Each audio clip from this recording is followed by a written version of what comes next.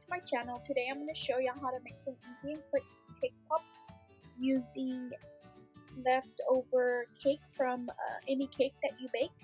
You just bake a cake any flavor that you want, and once you get it out the oven and it's cooled down, you can go ahead and level it off.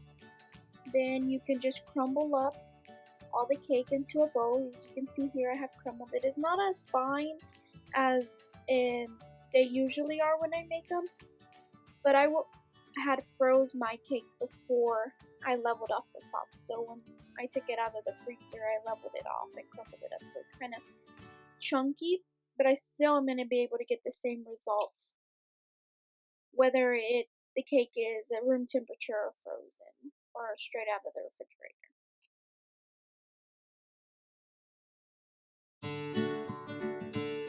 So now we're going to begin to form our cake balls.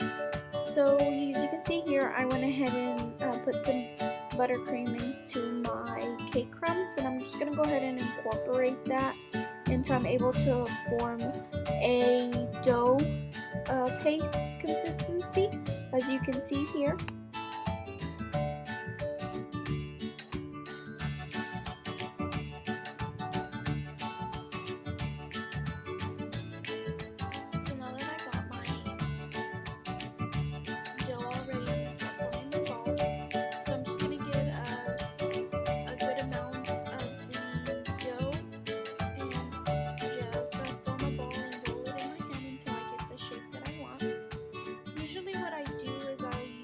Tablespoon. Today I couldn't find my tablespoon, so I used a teaspoon.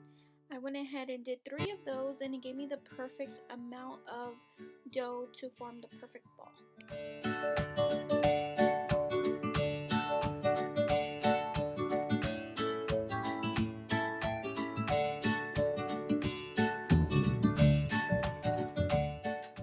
So as you can see here, I finished with all of my cake balls, and I'm going to go ahead and set them on this cookie tray and set them in the freezer or the refrigerator so they can set up.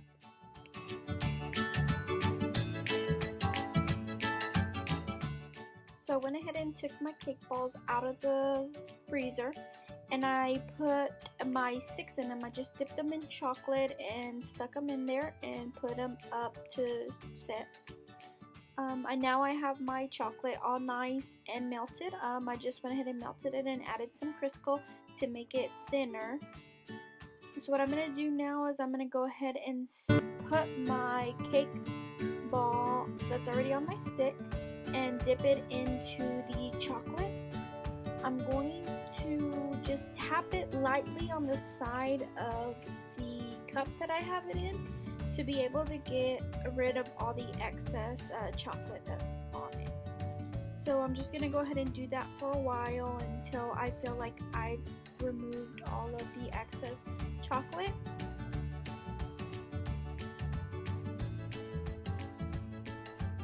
And then once I've done that, I just go ahead and kind of shake it around so it can level off. And then I'll put it here on my cake pop stand so that it can set up. So here I'm going to show you how I decorate the cake pop. So on this one I'm going to be using sanding sugar or very thin sugar sprinkles that are the same color of the chocolate that I'm using. So I'm just going to sprinkle that all over the cake pop. As you can see, because the chocolate is wet, it sticks to it without any issues. And I really love using this type of sprinkle sugar because it looks like if it was glitter and it kind of sparkles. So here you can see the finished result.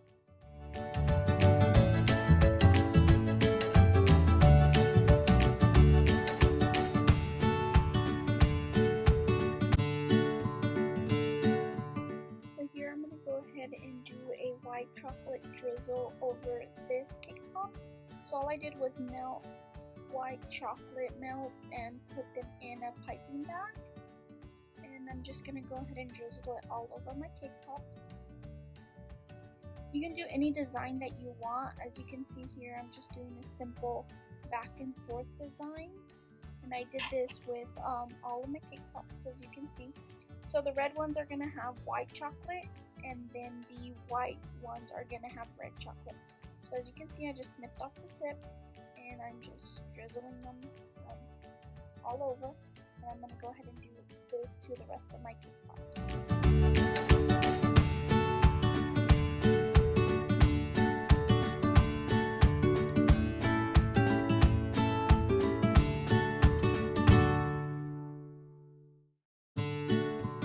So once I have decorated all of my cake pops and they have already been set, I'm going to go ahead and package them. So as you can see, I already went ahead and packaged these. And what I do is I buy treat bags. These are some that I got in Mexico. But Walmart has some, Hobby Lobby has some. So these are pretty big. So what I did was I folded it in half and cut it so that I could get the perfect size. And then I used tape to seal them. So then I just put the bag on top and wrap the tape around it to seal it. And then you can add a ribbon if you would like for decoration, or you can just leave it like that.